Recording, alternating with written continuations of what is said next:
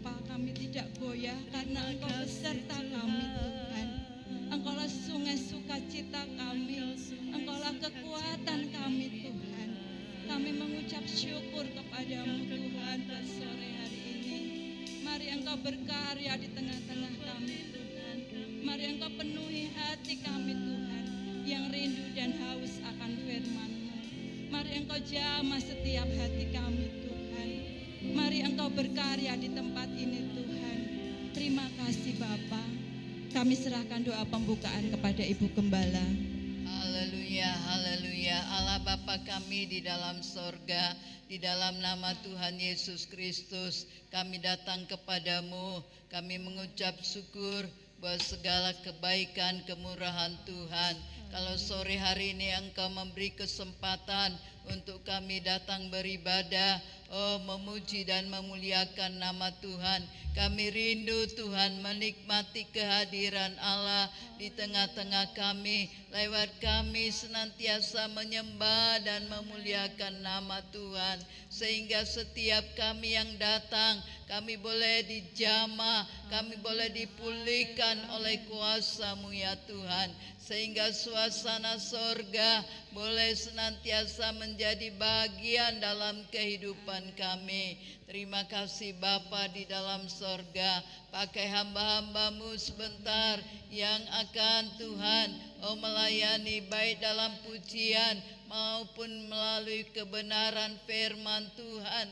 Sehingga kami boleh mendapat berkat, kekuatan yang baru dari Engkau. Yang lemah dapat kekuatan yang baru.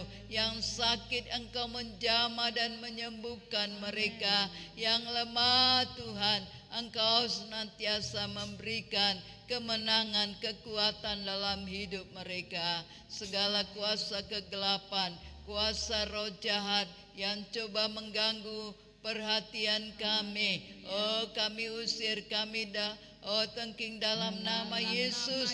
Dan biarlah kuasa-Mu ya Tuhan, kemuliaan Allah turun di tengah-tengah ibadah kami. Dalam nama Tuhan Yesus kami mulai kebaktian kami. Amin. Haleluya. Silakan duduk Bapak Ibu Saudara yang dikasihi Tuhan. Terus semangat kita memuji nama Tuhan. Berikan salam satu dengan yang lain. Katakan Tuhan Yesus baik. Ya puji Tuhan. Kita sudah di pertengahan minggu. Mungkin rasanya seharian lelah bekerja, tetapi di dalam Tuhan kita tidak lelah. Kita angkat pujian, jangan lelah bekerja di ladangnya Tuhan. Haleluya.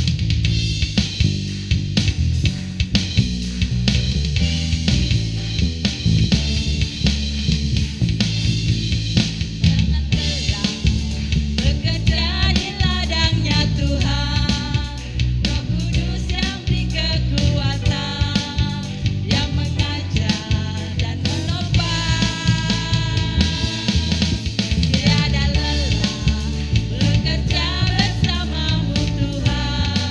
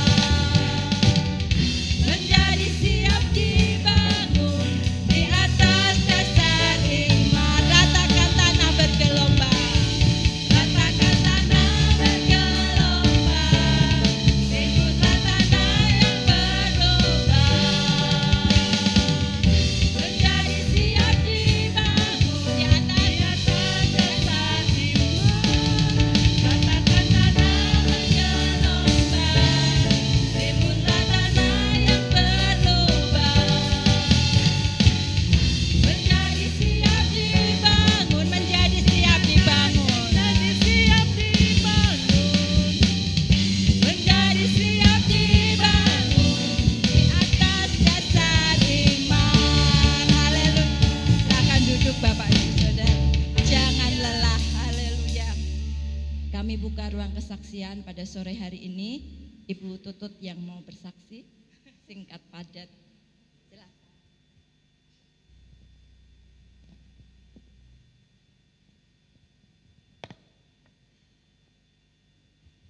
Puji nama Tuhan, Shalom Bapak Ibu.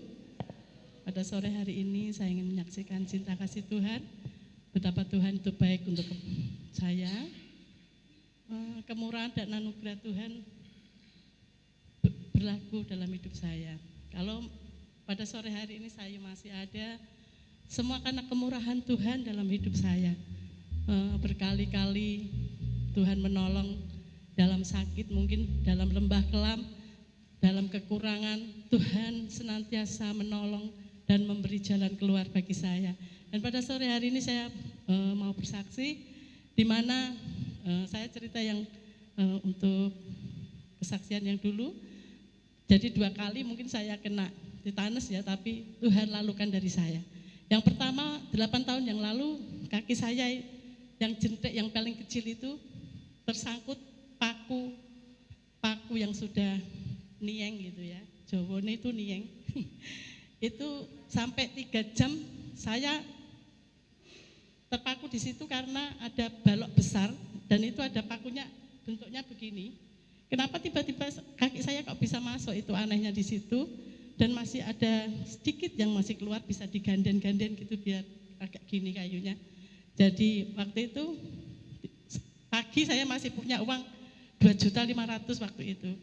Tapi saat jam 3 uang itu sudah jadi sampah semua karena dibelikan rosok karena usaha kami adalah bahan bekas rosokan, jadi uang 2,5 juta itu sudah habis untuk beli sampah semua. Dan waktu saya kena paku itu, saya berdiri situ, Bapak Tono mengantar kerdus ke langganannya, dan saya terpaku di situ selama 3 jam lebih. Badan saya sudah basah semua dan saya bilang, Tuhan sakit Tuhan. Tapi saya percaya sakitnya Tuhan itu melebihi sakit saya karena dipaku di sini, saya bilang gitu. Saya tidak akan mati karena Tuhan juga tidak mati dipakai di situ. Akhirnya suami saya datang, malah dia bingung lihat saya. Loh, kamu kenapa? Ini kakiku nempel cepat, tolong. Malah dia yang pucat pasi. Dia bingung lihat saya. Terus akhirnya dia berdiam diri, terus kemudian dia tiba-tiba turun, kaki saya langsung ditarik sak kencangnya, jedet gitu. Enggak terasa, tapi saya kaget juga. Terus akhirnya itu putih gitu, enggak ada darahnya sama sekali. Kemudian saya masih ada almarhum ibu saya minta air panas, saya gerojoknya di luka itu dan baru keluar darah. Saya gerojok sampai bersih. Pikir saya enggak apa-apa, saya mempan gitu, kebal gitu ya. Dan paginya saya masih kerja, melanjutkan pekerjaan, numpuk kerdus, pilih-pilih kerdus itu ya, numpuk kerdus sampai atas. Tiba-tiba jam 4 itu badan saya sudah menggigil. Saya kenapa Tuhan kok menggigil? Apa aku kena tetanus gitu? Akhirnya saya naik ke atas, saya cepat-cepat mandi karena badan saya panas menggigil gini. Saya cepat-cepat mandi, saya duduk, sudah enggak tahan. Ini rasanya benar-benar itu kerjanya tetanus itu benar-benar nyerang gini. Dari semua arah itu arahnya ke jantung. Kerjanya cepat, set itu nyerangnya ke jantung semua. Dan saya bilang, Tuhan saya tidak mau mati. Saya ambil botol kecil-kecil 4, saya taruh sini. Pokoknya saya melindungi jantung saya biar enggak kena serangan itu, sambil saya berdoa seperti Raja Hizkia. Saya tiru doanya Raja Hizkia, saya tidur gini, saya menghadap ke tembok, saya bilang, Tuhan, aku enggak mati Tuhan, hanya kena gara-gara paku. Aku mau hidup Tuhan karena saya masih mikir anak-anak sekolah, saya bilang gitu. Saya mau seperti Raja Hizkia, tambahkan umur saya, dan ternyata 8 tahun itu kayak enggak ngerti kalau saya tiba-tiba dia naik ke atas bawa lontong sate. Dikira saya ngapain, dia tertawa, loh kamu badannya panas. Terus akhirnya saya dibawa ke dokter Joko, dan di dokter Joko dia bilang gini, Ibu kenapa aku kapan? Kemarin dok, hari ini kamu baru suntik, ini badanmu panas loh, kalau tak suntik kamu menggigil dan kamu mati di sini. Nanti tidak ada orang yang seperti kamu, nyari yang kayak kamu tidak ada katanya. Kamu nanti modar katanya. Gitu ngomongnya malah gitu dokternya. Aduh dok ngomongnya gitu. Saya enggak akan mati karena saya anak Allah, saya bilang gitu. Oh ya, wes nek ngono aku rak wani nyuntik kowe. Ini tak kasih obat antibiotik yang paling mahal. sama Anton nyeri yang paling mahal. Berapa dok? 150 saja katanya. Buat kamu, kalau orang lain 200. Ya udah, terima kasih. Ojo lali ndonga ya aku ndek mati katanya. Masih gitu. Ya itulah yang dulu ya. Semua orang ngomong, nanti kamu naik kumat kamu mati. Enggak, saya anak Allah, saya enggak akan mati. Saya bilang gitu. Tuhan sudah ngomong sama saya enggak mati. Dan hari ini kemarin Jumat kejadiannya begitu lagi. Pikir saya karena saya libur, saya bersih kamar-kamar atas karena itu angin-anginnya kena hujan 1 minggu, hujan kenceng itu ya, angin masuk semua. Jadi 2 kamar itu kotor, basah semua dan bau jamur semua karena saya biarkan 1 minggu. Saya itu spring bed saya dirikan, saya dorong sendiri dan saya ngangkat tempat tidurnya itu besi seperti ini Bapak Ibu. Dan besinya itu sudah agak rusak, jadi ada yang kelotokan-kelotokan itu. Ternyata dia masuk ke sini, tapi saya enggak terasa kalau masuk sini. Saya masih kerja sampai sore, enggak apa-apa, saya mandi. Pagi-pagi badan saya kok enggak penak ya, enggak menggigil, kenapa sih? Kenapa saya minum antibiotik aja, saya minum Panadol gitu. Saya masih kerja bantu teman saya bikin kuker ya, kue kering itu. Untung cuma disuruh gelintir-gelintir itu yang kecil-kecil. Sambil ngantuk saya tetap gelintir-gelintir. Kok Bude badannya panas, tolong bikinin kopi ya. Saya bilang, oh kopi Bude ya, bikinkan. Dan saya masih, karena Bude ngantuk, Bude pulang jam 12, badannya panas, saya bilang gitu. Minta obat, saya bilang gitu. Enggak, masih tak lanjut sampai jam 4. Akhirnya saya bisa bertahan sampai jam 4. Bahkan Minggu saya masih bisa berdiri di sini untuk membawakan pujian. Hari Senin pagi saya tuh mencoba mencuci. Tapi cucian saya ternyata enggak selesai karena badan saya menggigil lagi seperti kemarin. Waduh Tuhan, ini kenapa bengkak tangan saya sudah nangis guling-guling di tempat tidur itu. Tuhan tolong, Tuhan ampuni saya, ampuni tangan saya ini loh Tuhan, enggak mau diem. Saya bilang tolong saya Tuhan, sembuhkan Tuhan gitu saya bilang. Akhirnya saya ke dokter malam 6:30 sampai jam 8:30 saya baru pulang. Katanya saya minta rujukan dok, nggak bisa bu, itu diminum dulu, nanti kalau nggak sembuh kesini lagi, ketemu tante kemarin lagi di sini, kamu harus pergi lagi katanya gitu. Dan terima kasih tante sudah memperhatikan saya, terima kasih semua doanya Bapak Ibu. Dan saya pergi ke dokter lagi, kemarin pulang sampai jam berapa itu. Akhirnya Tuhan tolong saya dan saya masih bisa berdiri sini karena kemurahan dan kebaikan Tuhan saja. Amin Bapak Ibu, biarlah kesaksian saya sedikit singkat ini menjadikan kesaksian bagi kita semuanya bahwa kemurahan anugerah Tuhan itu bukan hanya uang dan kekayaan, tetapi kita sehat, kita bisa bekerja itu saya sudah bersyukur. Dan Tuhan mencukupkan apapun yang menjadi masalah saya, selalu ada Tuhan menolong saya. Puji Tuhan, terima kasih. Monggo Bu. Puji Tuhan, kesaksian yang menguatkan. Kalau Ibu Tutut ini boleh kemarin kena apa Ibu? Besi masuk. Mungkin selusupan ya, karena kan kalau pinggir mungkin gini kan kayak kebeset gitu ya. Jadi nggak tahu mungkin serbuk besinya itu masuk, itu tetanus. Saya kalau dengar tetanus itu kedengaran dulu ingat almarhum Haryanto. Bapak Haryanto ya, Bapak Ibu Saudara, itu ketusuk duri salak Bu. Itu ya semua karena kehendak Tuhan. Ya, kalau Tuhan masih melindungi Ibu Tutut, di tangannya ini saya tadi lihat masih bengkak. Tapi puji nama Tuhan boleh melayani pada sore hari ini. Haleluya. Kita angkat pujian untuk terus kita bersuka cita apapun yang kita hadapi. Ya sakit, penyakit, mungkin kekurangan, masalah, kita mau terus bersuka cita di dalam Tuhan.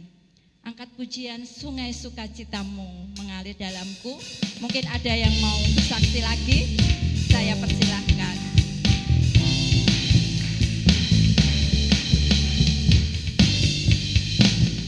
Sungai sukacitamu mengalir dalamku, anggur sukacitamu melimpah dalamku. Ku menari dan bersuka, pujimu di setiap waktu.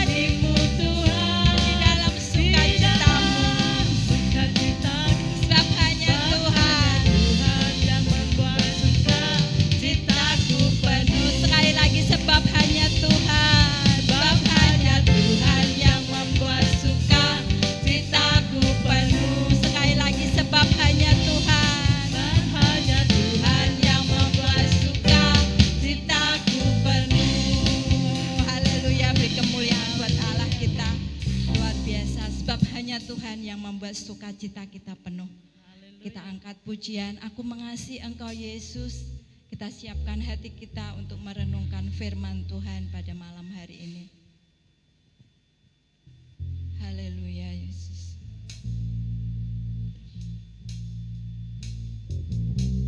Haleluya.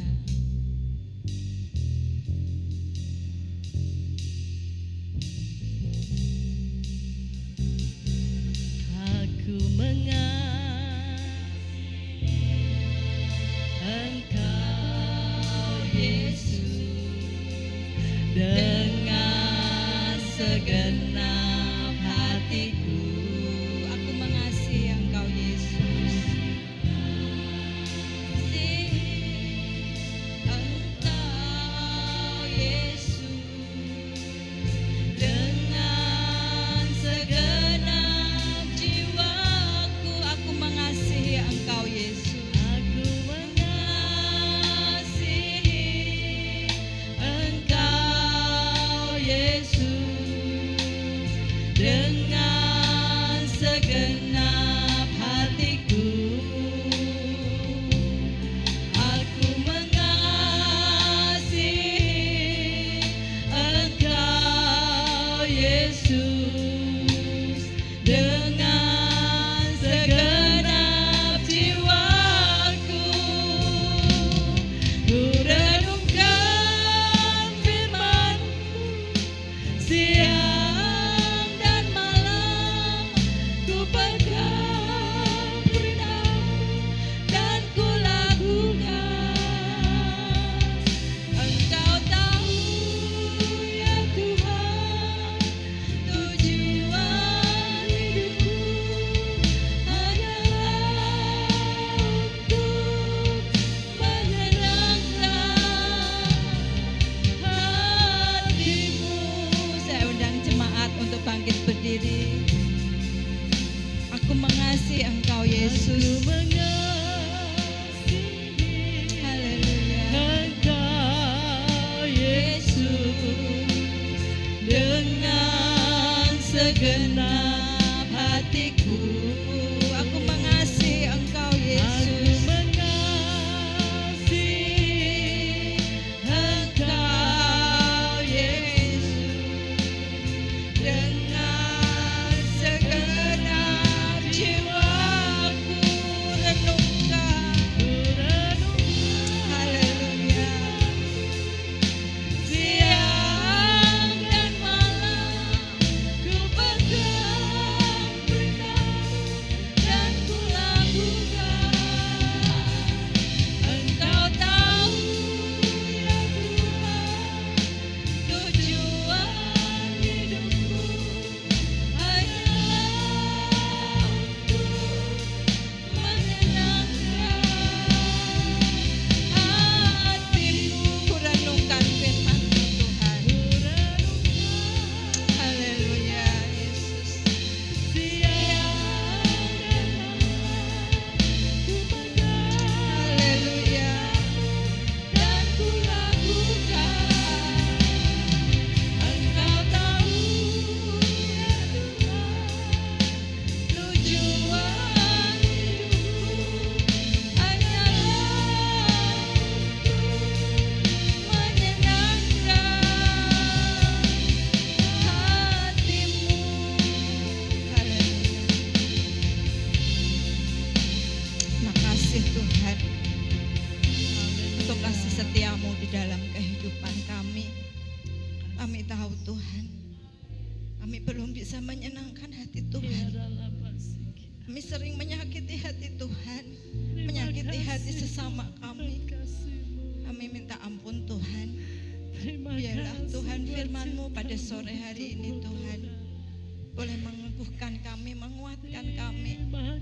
Kami mengasihi Engkau Tuhan, bukan dengan lidah bibir kami Tuhan, tapi dengan segenap hidup kami, kelakuan kami Tuhan, bahwa Engkau ada di dalam kehidupan kami. Hanya Engkau yang kami tinggikan dan muliakan. Terima kasih Tuhan untuk kasih setia-Mu dalam hidup kami. Kami mau menikmati firman-Mu pada malam hari ini. Terima kasih Tuhan, saya serahkan kepada hamba-Nya. Ku renungkan firman-Mu. Renungkan firman-Mu siang dan malam. Ku pegang perintah-Mu dan ku lakukan. Engkau tahu ya Tuhan, tujuan hidupku hanyalah menyenangkan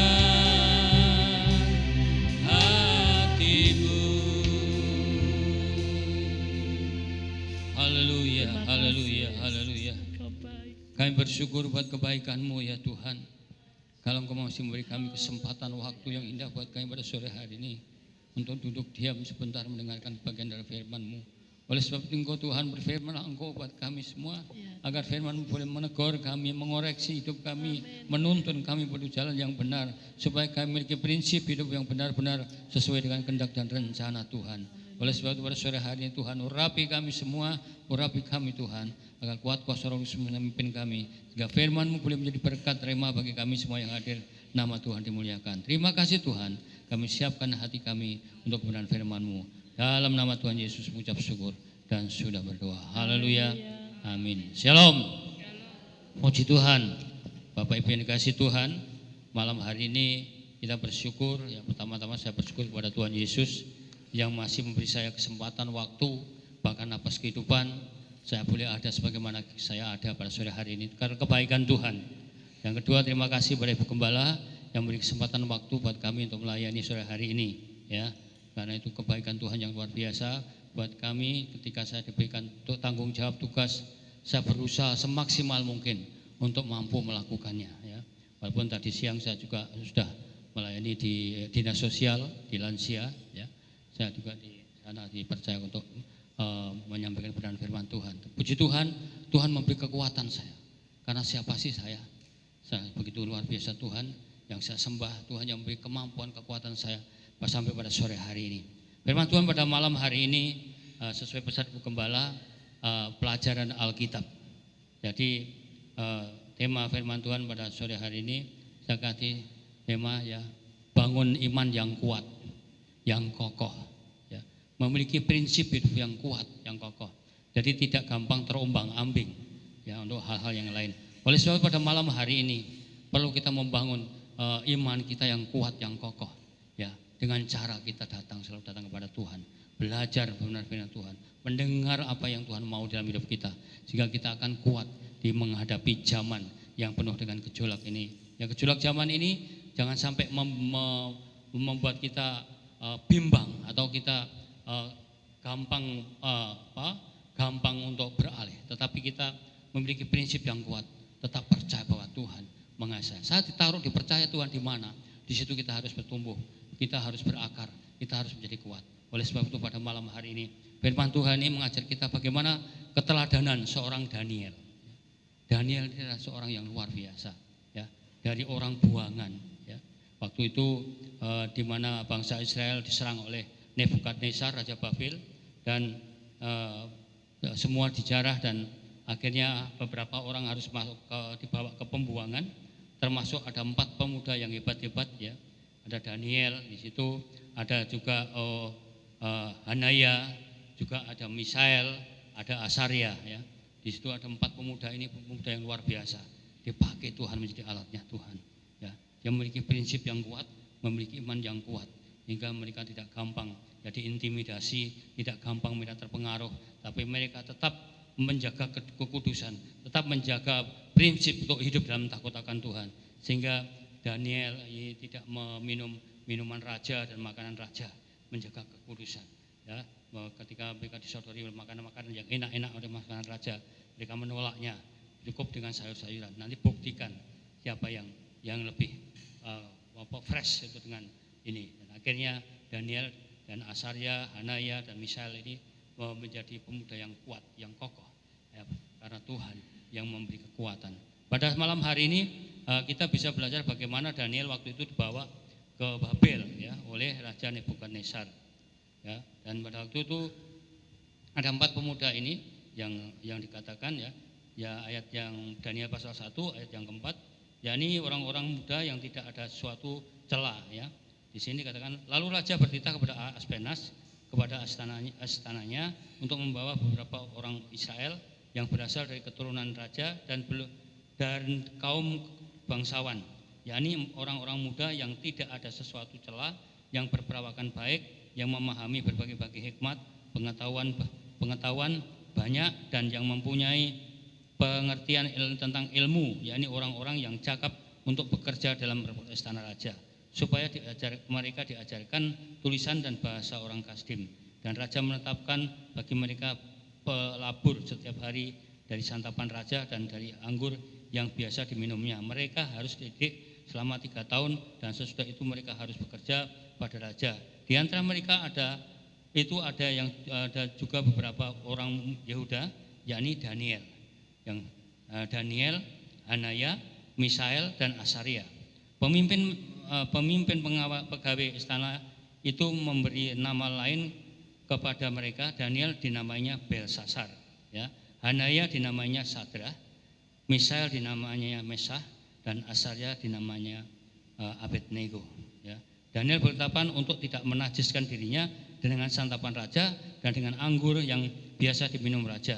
Dia dimintanya kepada pemimpin pegawai istana itu supaya ia tak usah menajiskan dirinya.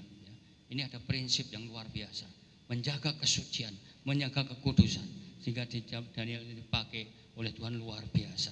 Ya, ketika menghadapi ancaman kematian yang luar biasa mengerikan, tapi Daniel dilindungi Tuhan. Inilah hebatnya ya, orang-orang yang percaya kepada Tuhan, yang hidup takut akan Tuhan. Ya, kalau kita bisa melihat di sini dikatakan Daniel itu dikatakan sebagai Belsasar. Ya. Dan Daniel itu salah satu-satunya pemuda yang luar biasa karena berpengetahuan tingkat tinggi, ya. Tidak ada bandingannya. Ya, pada waktu itu ya, Daniel ini dipakai 4 generasi raja. Pertama Raja Nebukadnezar, kedua Raja Belsasar, yang ketiga Raja Darius, yang 4 Raja Kores. Ya. Jadi ini sesuatu hal yang luar biasa. Ya. Ketika seorang Daniel bisa dipakai 3 zaman oleh raja, dan beliau Daniel ini pengetahuannya luar biasa. Karena apa? Ada penyertaan Tuhan dalam hidupnya. Dia tidak mau menajiskan diri dengan makanan raja, menjaga kekudusan, sehingga dia memiliki prinsip hidup yang kuat, tetap percaya dan berpegang teguh atas kebenaran firman Tuhan. Itu yang penting di dalam kehidupan seorang pemuda Daniel ini. Sehingga Daniel menjadi salah satu tokoh kunci di dalam Alkitab yang terkenal, di mana Daniel harus dihukum dengan cara dimasukkan ke gua singa, ya. Di pasal 6, ya. Pasal 6, Daniel pasal 6. Saya baca di dalam 6 salah 1 sampai kalau di sini sampai 29, tapi kita baca sampai ayat yang ke 15 saja. Saya ayat yang pertama, nanti Bapak Ibu ayat yang kedua. Ya. Gua singa. Darius orang Media menerima pemerintahan ketika ia berumur 62 tahun. Ayo.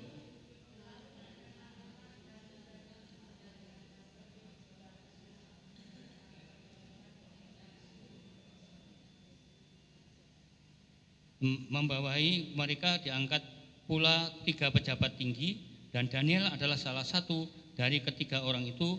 Kepada mereka lah para wakil raja harus memberi pertanggungan jawab supaya raja jangan dirugikan.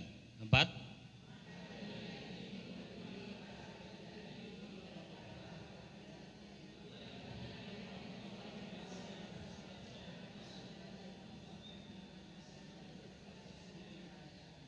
Kemudian para pejabat tinggi dan wakil raja itu mencari alasan dakwaan terhadap Daniel dalam hal pemerintahan, tetapi mereka tidak mendapat alasan apapun atau sesuatu kesalahan, sebab ia setia dan tidak ada didapati suatu kelalaian atau sesuatu kesalahan padanya.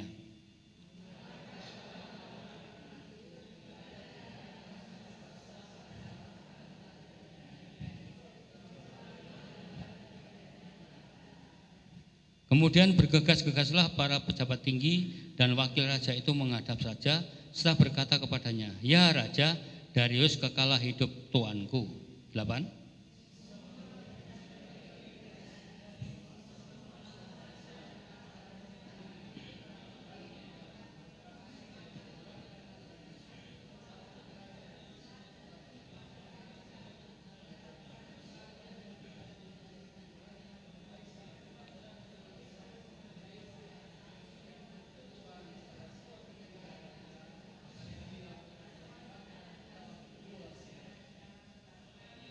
Oleh sebab itu, ya Raja, keluarkanlah larangan itu dan buatlah suatu surat perintah yang tidak dapat diubah menurut undang-undang orang Media dan Persia yang tidak dapat dicabut kembali. 10. Demi didengar Daniel bahwa surat perintah itu telah dibuat, pergilah ia ke rumahnya.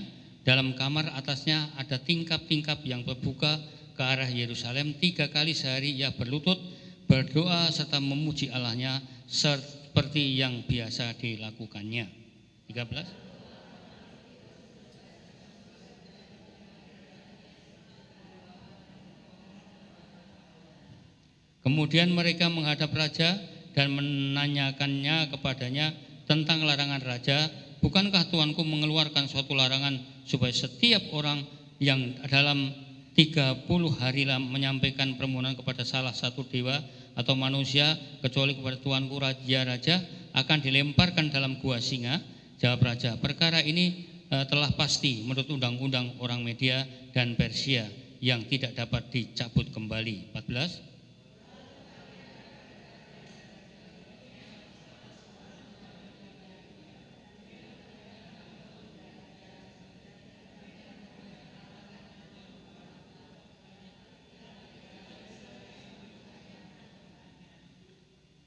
Setelah raja mendengar hal itu, maka sangat sedihlah ia, dan ia mencari jalan untuk melepaskan Daniel.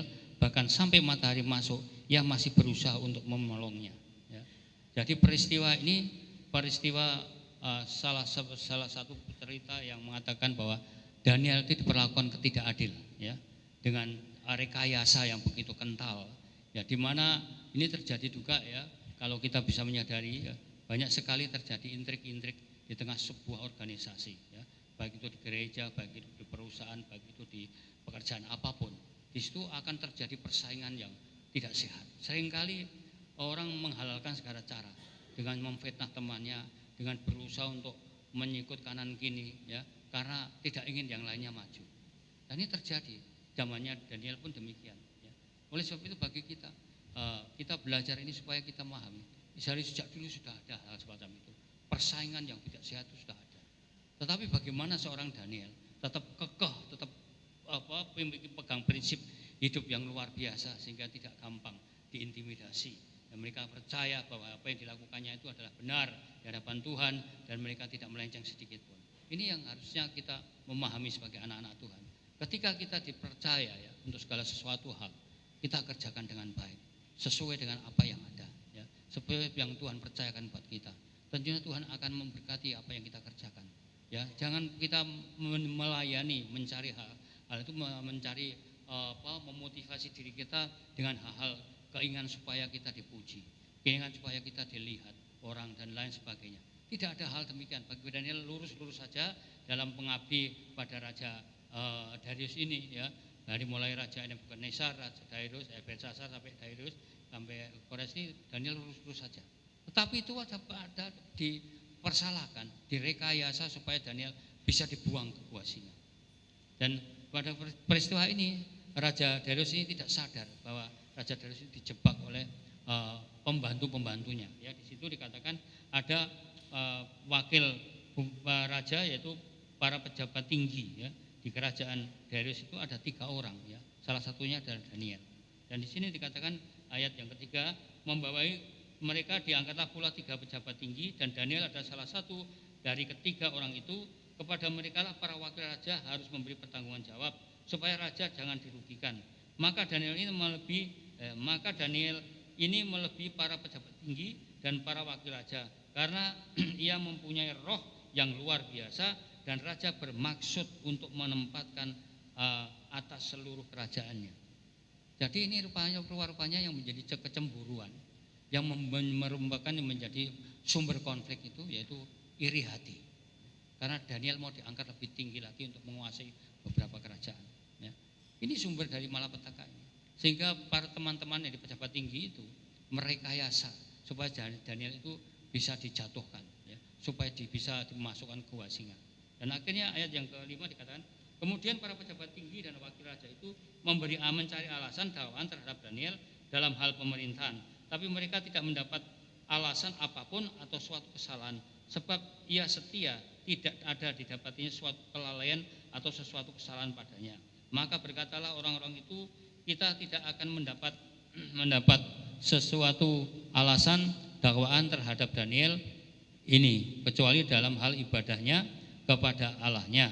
Kemudian berkesalah para pejabat tinggi itu, jadi pejabat tinggi itu cepat-cepat dan wakil raja itu menghadap raja setelah berkata kepadanya, ya raja, Darius kekalah hidupmu, hidup tuanku.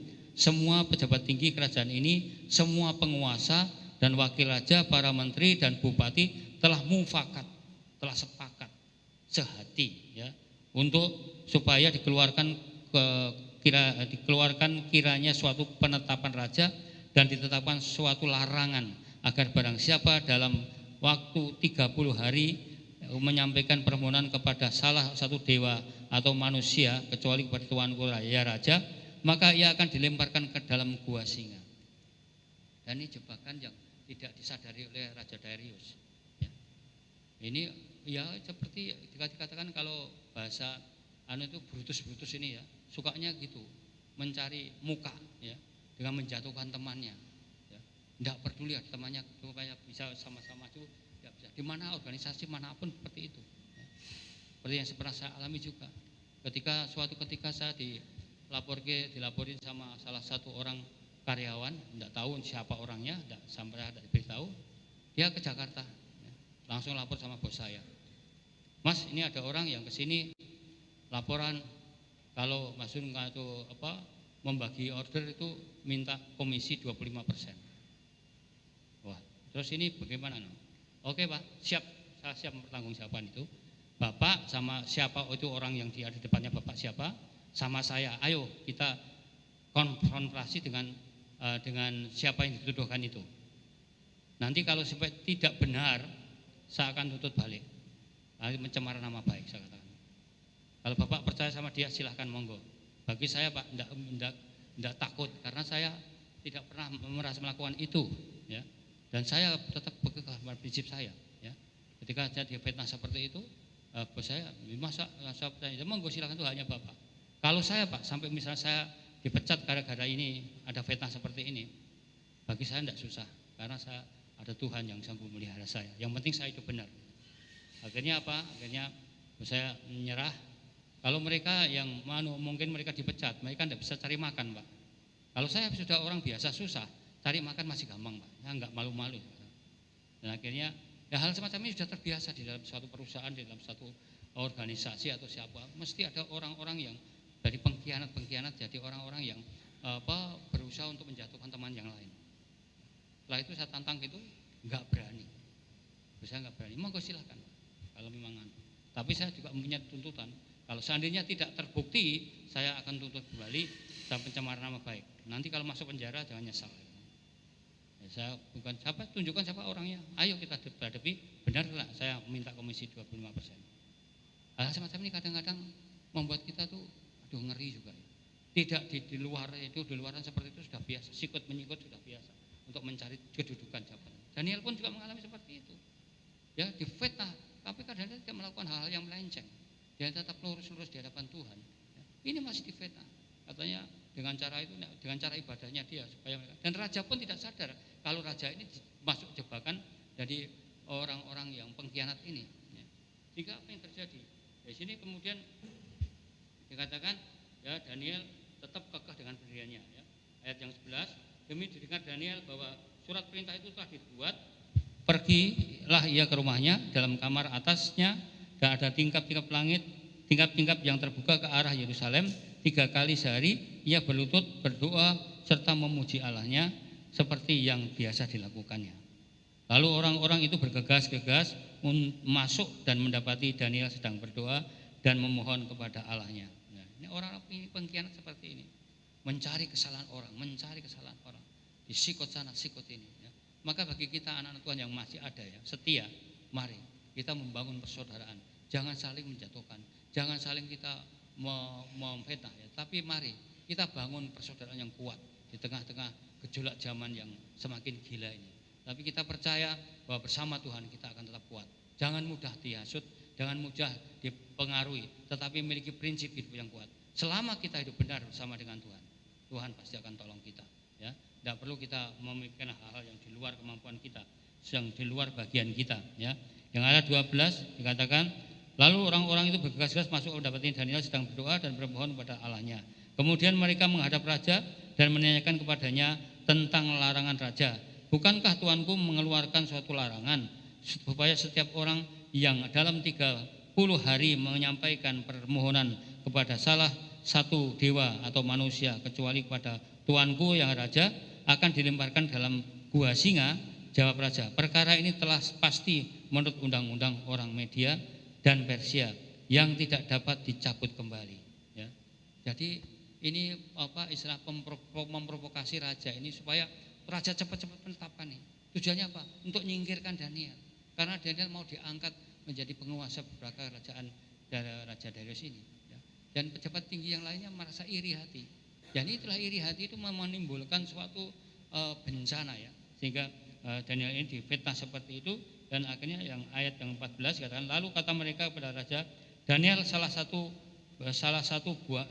seorang buangan dari Yehuda tidak mengindahkan tuanku ya raja, dan tidak mengindahkan larangan yang Tuanku keluarkan, tetapi 3 kali sehari ia mengucapkan doanya. Ya. Coba difitnah masalah doa, berdoa masih difitnah. Ya. Ngeri enggak? Ngeri. Ya. Dan itulah cara-cara pemecah belah itu ya seperti itu, memprovokasi sana sini suntik sana suntik ini. Dan akhirnya kalau kita tidak kuat, kita tidak memiliki prinsip, akhirnya kita akan guling iman kita. Ya. Oleh sebab itu di sini kita harus memiliki prinsip yang kuat, memiliki iman yang kuat. Ya. Di mana Tuhan taruh kita, di situ kita harus berakar, bertumbuh, menjadi berkat bagi sekitar kita. Dan nama Tuhan dimuliakan. Kalau kita melayani jangan mencari motivasi. Kalau melayani biar dipuji orang, kita melayani biar dilihat orang, wah itu hebat, luar biasa. Tidak, Tuhan tidak butuh itu. Tapi Tuhan butuh hati kita, sejauh mana hati kita lurus kepada Tuhan.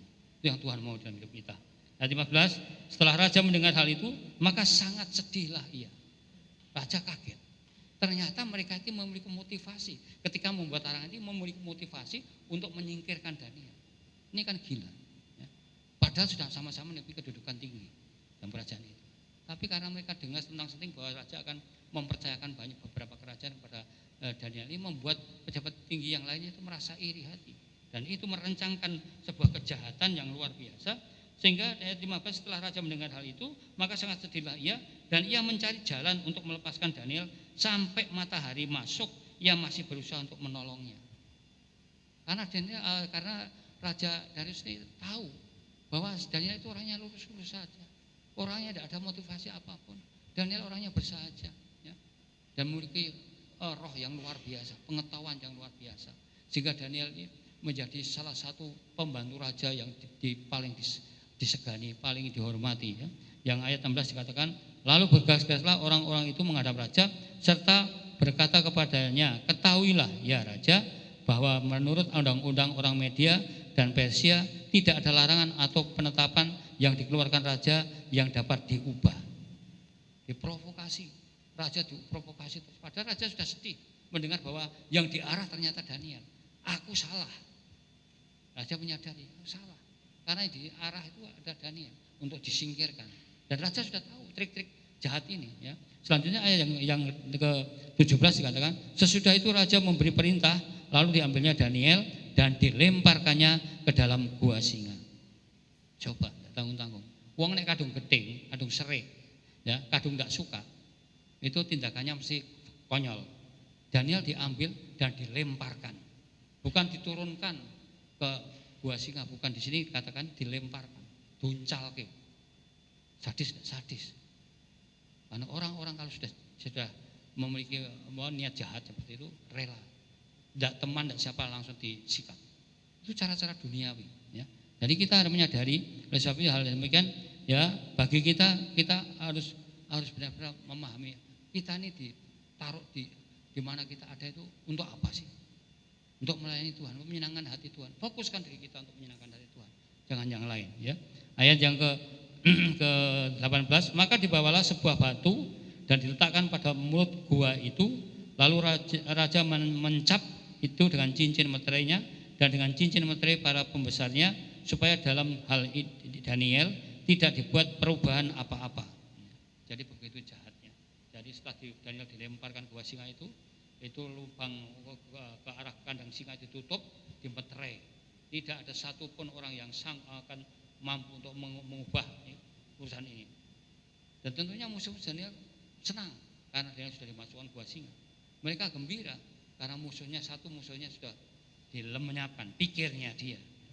Terus ayat yang ke-19, lalu pergilah raja ke istananya dan berpuasalah ia semalam-malaman itu. Ia menyuruh datang penghibur-penghibur, dia tidak menyuruh datang penghibur-penghibur, dan ia tidak dapat tidur. Coba bayangkan betapa sedihnya sang raja, ya, Raja Darius ini ketika Daniel ini dikorban akibat persengkokolan jahat ini, sehingga Daniel harus dilemparkan kandang singa. Semalam-malaman raja tidak bisa tidur. Ingat Daniel orang baik, Daniel lagi kok diperlakukan seperti itu. Hati raja begitu sedih dan raja geram dengan peristiwa ini. Ya, apa yang terjadi selanjutnya? Terus katakan yang ayat 20, pagi-pagi sekali ketika fajar menyingsing, bangunlah raja dan pergi dengan buru-buru ke gua singa. Ya. Jadi masih dini hari raja itu bangun pergi untuk melihat situasi. Tadi Daniel selamat atau tidak. Sepanjang malam sang raja tidak bisa tidur. Ya. Maka ini sesuatu hal yang sangat luar biasa. Raja begitu sayang dengan Daniel. Karena tahu bahwa Daniel orangnya lurus-lurus saja, orangnya tidak ada masalah, tidak pernah berontak, tidak pernah walaupun dia orang buangan, tapi dia menjalankan tugasnya dengan baik. Jadi katakan ayat yang 21, dan ketika ia sampai dekat gua itu, berserulah ia kepada Daniel dengan suara yang sayu. Daniel, kenapa suara sayu? Karena raja merasa sedih, merasa tertekan, merasa sedih, merasa bersalah. Daniel yang tidak bersalah menjadi korban persengkokolan jahat itu, ya dengan sayu berkatalah ia kepada Daniel, hamba Allah yang hidup, Allahmu yang kau sembah dengan tekun, telah sanggupkah ia melepaskan engkau dari singa-singa itu? Coba bayang, perkataan ini sangat menyayat hati. Sanggupkah Allahmu menolong engkau dari mulut-mulut singa itu? Ini satu hal yang sangat-sangat tersayat. Seorang raja ya begitu mencintai Daniel karena apa? Karena ketulusan Daniel dalam mengabdi kepada negara, ya yang direkayasa seperti itu. Dan akhirnya yang ayat 22 dikatakan, lalu kata Daniel kepada raja, ya raja, kekalah hidupmu, Allahku telah mengutus malaikatnya untuk mengatupkan singa-singa itu, sehingga mereka tidak mengapa-apakan aku, karena ternyata aku tidak bersalah di hadapannya, tetapi juga terhadap tuanku raja, aku tidak melakukan kejahatan. Ini pembelaan dari seorang Daniel. Ketika dipanggil raja, dia ada di gua singa itu. Kita bisa bayangkan, kita bisa renungkan. Dia berada di gua di singa, di tengah-tengah perumahan singa. Singa itu mesti singa kelaparan. Disengaja dikelaparkan supaya nanti begitu ada daging langsung sikat. Tapi katakan apa Daniel dikatakan. Daniel berkata, ya raja, kekalah hidupmu, Allahku telah mengutus malaikatnya untuk mengatupkan mulut singa-singa itu, sehingga mereka tidak menyapa-ngapakan aku, karena ternyata aku tidak bersalah di hadapannya, tapi juga terhadap tuanku, ya raja, aku tidak melakukan kejahatan. Sesuai dengan firman Tuhan yang terdapat di dalam Mazmur 91 ayat yang 11, ya. Kita buka Mazmur 91 ayat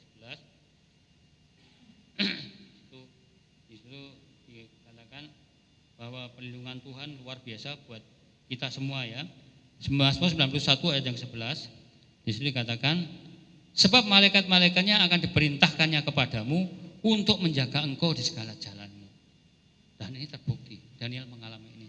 Malaikat-malaikat Tuhan diperintahkan untuk menjaga Daniel, sehingga tidak ada satu mulut singa pun yang terbuka. Ya, untuk mulut singa itu dilakban sama malaikat itu, dibungkam sehingga mereka tidak bisa apa-apa. Ya. Mereka dibuat kayak linglung. Ya. Disinilah kehebatan Allah Daniel, Allah kita yang luar biasa, melindungi sesuai dengan ayat firman Tuhan ya, Mazmur 91 ayat 11 itu tadi, bahwa malaikat Tuhan diperintahkannya ya, sebab malaikat-malaikatnya diperintahkannya kepadamu untuk menjaga engkau di segala jalan. Ini keberuntungan kita sebagai orang percaya, di mana Tuhan utus malaikat-malaikatnya untuk menjaga kita dalam segala jalan kita. Ya. Yang ayat 14 dikatakan, sungguh hatinya melekat kepadaku, maka aku akan meluputkannya, aku akan membentenginya, sebab ia mengenal namaku. Tuhan akan meluputkan, membentenginya. Ini kejadiannya persis seperti yang dialami oleh Daniel ketika dia ada di tengah-tengah gua singa, di kandang singa itu ya. Ya. Terus ayat yang ke-15, bila ia bersusu padaku, aku akan menjawab, aku akan menyertai dia dalam kesakan, aku akan meluputkannya dan memuliakannya. Dengan panjang umur akan kukenyangkan dia dan akan kuperlihatkan kepadanya keselamatan daripadaku. Dan ini terbukti. Oleh sebab itu Bapak Ibu yang kasih Tuhan, mari jangan kita bimbang. Kita percaya bahwa Tuhan yang kita sembah ini Tuhan yang luar biasa, Tuhan yang dahsyat, Tuhan yang sanggup melakukan hal-hal yang dari luar kemampuan kita berpikir. Disitulah kehebatan Tuhan kita. Tuhan yang sama disembah oleh Daniel, yaitu Tuhan Yesus Kristus, Allah yang Maha Besar. Itu yang menjadi tuntunan kita. Bagaimana saya juga mengalami situasi yang sulit itu, tapi Tuhan menolong saya, Tuhan memberi keselamatan saya, Tuhan mengembalikan nafas kehidupan saya. Itu kehebatan Tuhan yang luar biasa bagi hidup saya. Oleh sebab itu ya, selama saya masih ada waktu, saya berusaha untuk menjalankan tugas-tugas saya semaksimal mungkin sesuai dengan apa yang dikehendaki Tuhan. Ya, tugas-tugas apa yang tidak akan saya tolak, saya akan jalankan. Karena sisa waktu saya sudah tidak lama lagi, sudah lama, waktu saya sudah sekian puluh tahun terbuang sia-sia karena menuruti kemauan daging saya. Sekarang sisa waktu yang ada saya pergunakan semaksimal mungkin untuk menyenangkan hati Tuhan. Ya, ayat yang ke-23 di situ dikatakan, Allahku telah mengutus malaikatnya untuk mengatupkan mulut singa-singa itu sehingga mereka tidak mengapakan aku, karena ternyata aku tidak bersalah kepadanya di hadapannya, tetapi juga terhadap Tuanku ya Raja, aku telah tidak melakukan kejahatan. Lalu sangat sukacitalah raja dan ia memberi perintah. Ya. Ketika raja mendengar hal itu, raja sangat sukacita, gembira luar biasa, menjerit. Kalau seandainya berteriak, wah luar biasa, Tuhan yang dahsyat, Tuhan ada sukacita yang luar biasa. Karena apa?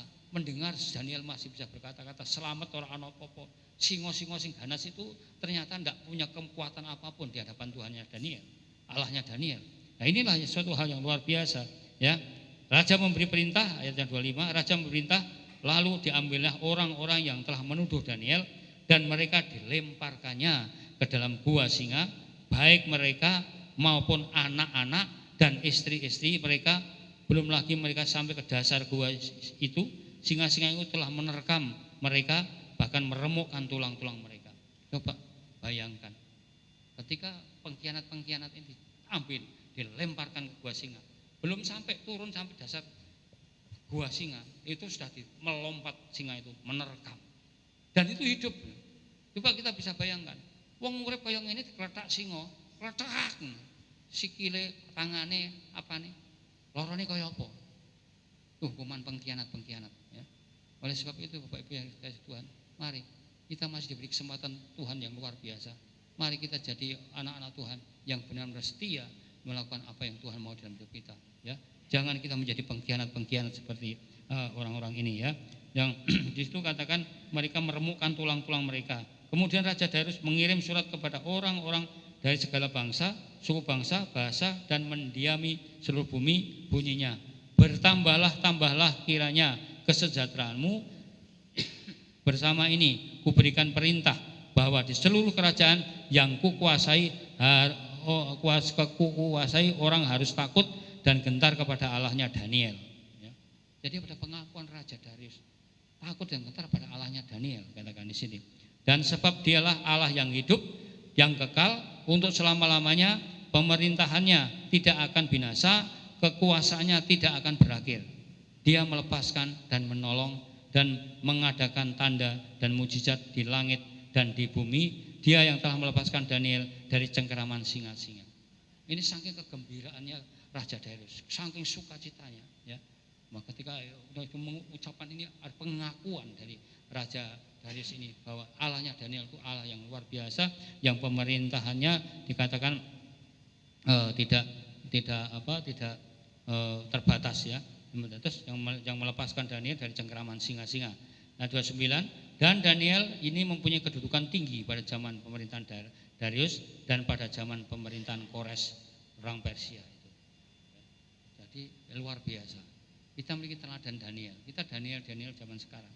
Ya, kita pegang prinsip yang benar di dalam mengiring Tuhan, melayani Tuhan. Jangan sampai kita mencuri kemuliaan Tuhan, memotivasi diri kita ya supaya pelayanan kita dilihat orang. Jangan. Ya. Seperti Daniel itu tulus melayani Tuhan hanya untuk kemuliaan nama Tuhan. Maka Tuhan bela ketika Daniel harus menghadapi situasi yang sulit, kematian karena harus dibuang ke gua singa. Inilah sebab itu Bapak Ibu yang dikasihi Tuhan, mari kita sebagai orang-orang percaya, kita memiliki 5 prinsip dalam kehidupan kita sebagai orang percaya. Ya, pertama yaitu hormati Tuhan ya, dengan hidup takut akan Tuhan dan ketika selama kita menumpang di bumi. Di dalam 1 Petrus pasal 1 ayat 17. 1 Petrus pasal 1 ayat 17, mungkin Bu Medi bisa dibantu, Bu Medi. 1 Petrus pasal 1 ayat 17, atau ada yang bisa ketemu biar cepat. 1 Petrus pasal 1 ayat 17. Dan situ, dan jika kamu menyebutnya Bapa, yaitu Dia yang tanpa memandang muka menghakimi semua orang menurut perbuatannya, maka hendaklah kamu hidup dalam ketakutan selama kamu menumpang di dunia ini. Ya. Jadi kita hidup penuh dengan takut kepada Tuhan. Ya. Jangan main-main, jangan coba-coba ya, untuk mempermainkan Tuhan, untuk mencemuri kemuliaan nama Tuhan. Kita lakukan apa yang Tuhan mau dalam hidup kita sebagai orang percaya. Yang kedua, ya, langkah yang kedua adalah 1 Petrus pasal 3 ayat 15. Ya. Di situ, tetapi kuduskanlah Kristus dalam hatimu sebagai Tuhan. Jadi kuduskanlah Kristus dalam hati kita sebagai Tuhan. Biar Tuhan yang bertata dalam hati kita. Kalau Tuhan yang berkata hati kita, Tuhan yang mengatur semuanya. Ya. Apa yang kita kerjakan itu Tuhan yang ngatur. Bukan kemauan kita, bukan daging kita, tetapi Tuhan yang mengatur. Tuhan yang sudah dikuduskan dalam hati kita masing-masing. Itu Tuhan yang mengerjakan. Ya. Sesuai dengan arahan firman Tuhan. Ya. Jadi tetapi kuduskanlah Kristus dalam hatimu sebagai Tuhan. 1 Petrus 3 ayat 15. Yang ketiga, langkah ketiga adalah Kolose pasal 3 ayat 5 sampai 6 ya. Kolose pasal 3 ayat 5 sampai 6. Di situ dikatakan mematikanlah dalam hatimu segala yang, Kolose pasal 3 ayat 5 sampai 6. Ya, di sini dikatakan bahwa Kolose pasal 3 ayat 5 sampai 6. Karena itu matikanlah dalam dirimu segala sesuatu yang duniawi, yaitu percabulan, kenajisan, hawa nafsu, nafsu jahat, dan juga keserakahan yang sama dengan penyembahan berhala. Semuanya itu mendatangkan murka Allah atas orang-orang durhaka. Jadi jelas ini bagaimana kita menjaga diri kita dari kenajisan orang-orang durhaka. Ya, seperti Daniel tadi menjaga kekudusan sehingga Tuhan makin luar biasa. Tuhan lindungi hambanya, umatnya ya, yang berseru-seru siang malam untuk meminta pertolongan daripada Tuhan. Ya, terus dikatakan di situ kita ayat Efesus pasal 4 17 18. Efesus pasal 4 ayat 17 sampai 18. Efesus pasal 4 ayat 17 18. Di situ ya dikatakan Efesus pasal 4 ayat 17 dan 18. Ya, mereka dengan giat berusaha. Efesus pasal 4 ayat 17 dan 18. Efesus pasal 4 ayat 17 dan 18. Ya, di sini dikatakan bahwa sebab itu kukatakan dan kutugaskan kepadamu di dalam Tuhan, jangan hidup lagi sama seperti orang-orang yang tidak mengenal Allah dengan pikirannya yang sia-sia dan pengertiannya yang gelap jauh dari hidup persekutuan dengan Allah karena kebodohan yang ada di dalam mereka dan karena kedegilan hati mereka. Ya. Jadi jangan hidup sama dengan orang-orang yang tidak mengenal Allah. Kita memiliki prinsip hidup kita sebagai orang yang mengenal Allah. Kita hidup penuh dengan ketakutan kepada Tuhan. Kita hidup menghargai Tuhan. Kita menghormati otoritas Tuhan dalam hidup kita. Ketika kita dipercaya untuk segala sesuatu, kita kerjakan kita menyadari bahwa apa yang Tuhan percayakan itu, kita sadar bahwa kita ini siapa. Kami adalah hamba-hamba yang tidak berguna. Kami hanya melakukan apa yang harus kami lakukan sesuai dalam perintah Tuhan itu dalam Lukas 17 ayat 10. Jadi kita itu hamba-hamba yang tidak berguna. Kita melakukan apa yang harus kita lakukan sesuai dengan perintah Tuhan. Oleh sebab itu Bapak Ibu dikasih Tuhan, ayat yang terakhir ya.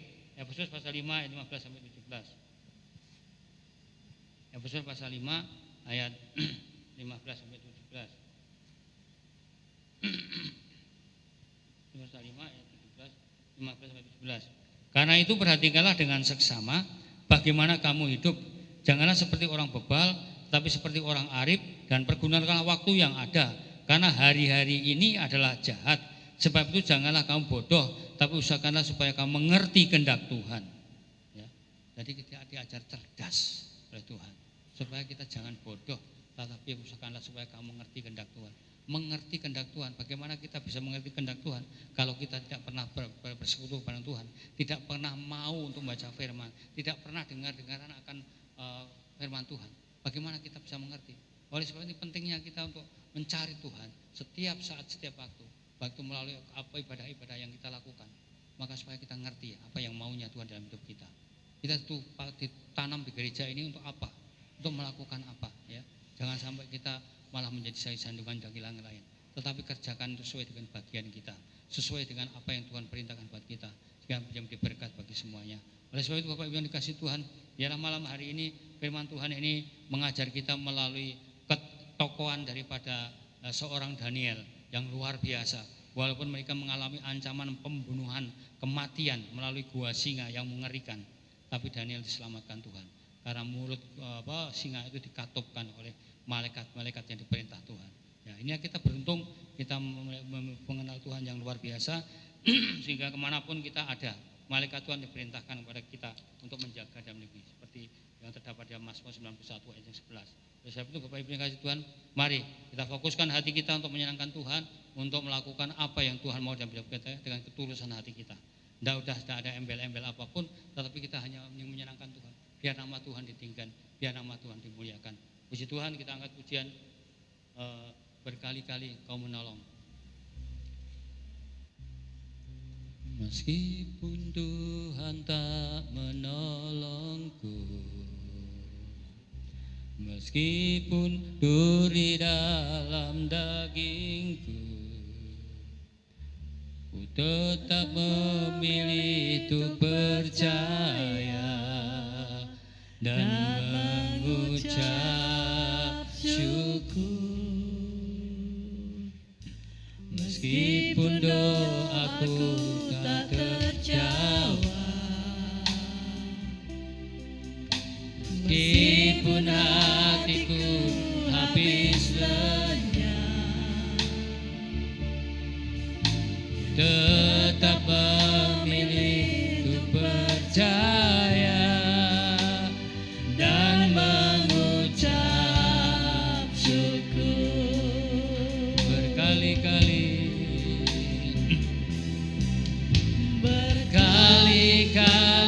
Kau menolong,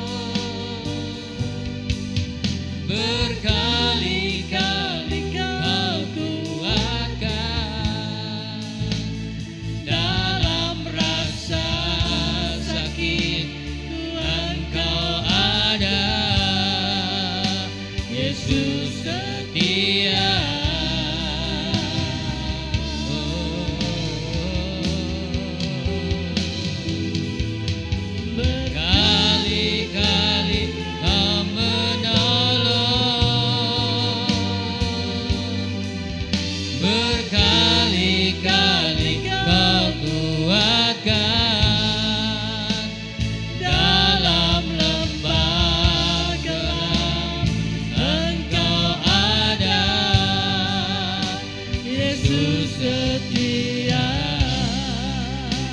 Meskipun saya kembalikan pada Ibu Gembala. Meskipun Tuhan tak menolongku, meskipun duri dalam dagingku,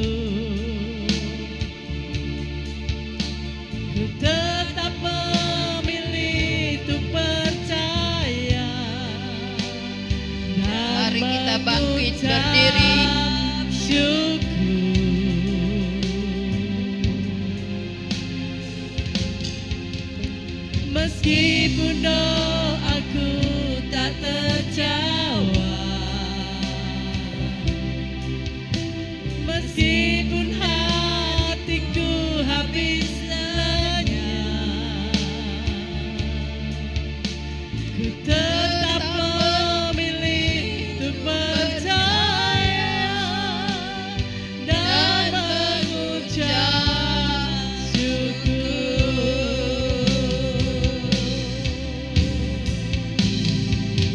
Berkali-kali Kau menolong, berkali-kali Kau kuatkan dalam rasa sakit. Engkau ada, Yesus setia.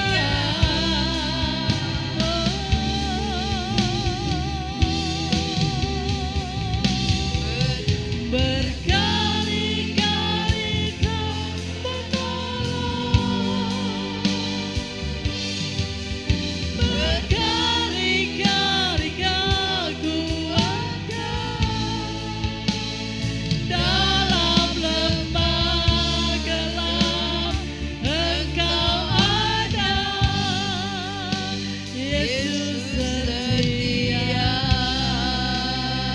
Kita sembah Dia, haleluya.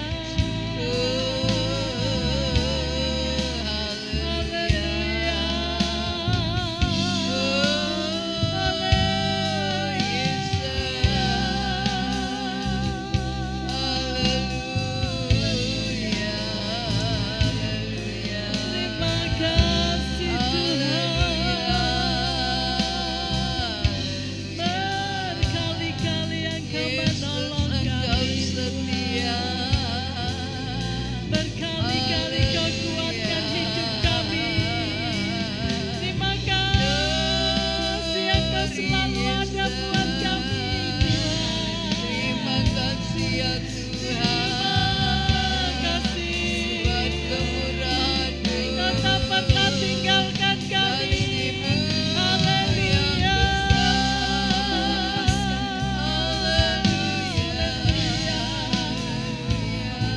Terima kasih Tuhan, Engkau tidak pernah meninggalkan kami.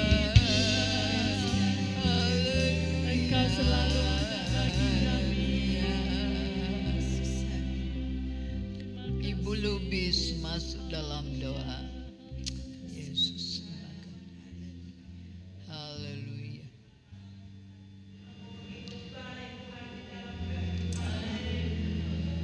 Indah Tuhan di dalam kehidupan kami.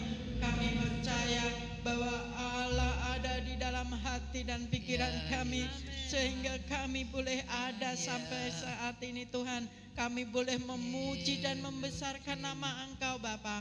Biar juga kami sudah mendengarkan sebagian dari firman-Mu. Biarlah firman-Mu itu Tuhan memberi kekuatan iman, kepercayaan kami lebih hari lebih dekat dan setia kepadamu Tuhan. Baik hamba-Mu ya Tuhan yang sudah Engkau pakai Tuhan menaburkan benih firman-Mu. Engkau pakai beliau Tuhan lebih hari lebih ya Tuhan di dalam menyampaikan firman-Mu.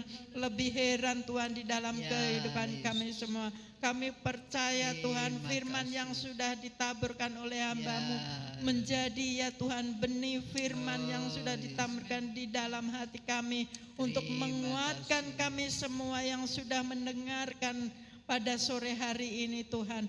Biarlah hati kami lebih hari lebih terbuka untuk menerima firman-Mu Tuhan. Biar supaya firman-Mu yang ditaburkan oleh hamba-Mu tidak sia-sia, melainkan ada ya tersimpan di dalam hati, juga menaburkan ya Tuhan melakukan firman-Mu di dalam kehidupan kami sehari-hari, supaya firman itu meluas Tuhan, kami taburkan kembali di dalam kehidupan kami semua. Terima kasih Tuhan Yesus, juga hamba-Mu ya Tuhan yang dipercayakan untuk mengembalakan di tempat ini Tuhan. Engkau pakai beliau, Engkau memberi kekuatan yang baru, kesehatan yang baru, khususnya Ibu Rusmina Utapia ini Tuhan.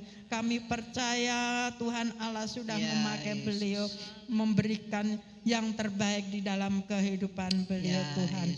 Terima kasih Tuhan Yesus, terima kasih Tuhan ya Allahku yang baik.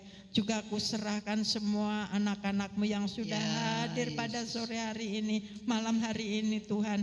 Banyak tantangan, cobaan yang dihadapi, problema Yes. yang dihadapi kita semua Tuhan. Tapi kami percaya kalau kami mengundang Allah untuk hadir di Ya, dalam Yesus. hati kami semua. Kami percaya Tuhan Yesus menolong, Ya, Tuhan Yesus memberkati kami Ya, semua. Tuhan. Tuhan Yesus memberi kekuatan yang baru, Ya. kesehatan yang baru. Kami Ya. percaya kalau kami mau serahkan semua masalah problema kami di Ya. dalam kaki Tuhan. Kami percaya Tuhan memberikan Ya, yang Yesus. terbaik di dalam kehidupan kami semua. Juga Tuhan Yesus menjawab tepat pada waktunya. Terima kasih Bapakku Ya, yang baik. Terima kasih Tuhan Yesus. Sebentar kami mau memberi persembahan untuk memajukan pekerjaan Tuhan di tempat ini Tuhan. Besar kecil tapi Engkau Allah yang ajaib, menilik hati kami yang paling dalam. Kau mengembalikan berlipat-lipat kali ganda. Terima kasih Tuhan Yesus, terima kasih ya Allahku yang baik. Kuserahkan doa sembahyang kami ini yang kurang sempurna di dalam tutur kata kami. Kami percaya Allah menilik hati kami yang paling dalam. Dalam nama Yesus, haleluya. Amin. Amin.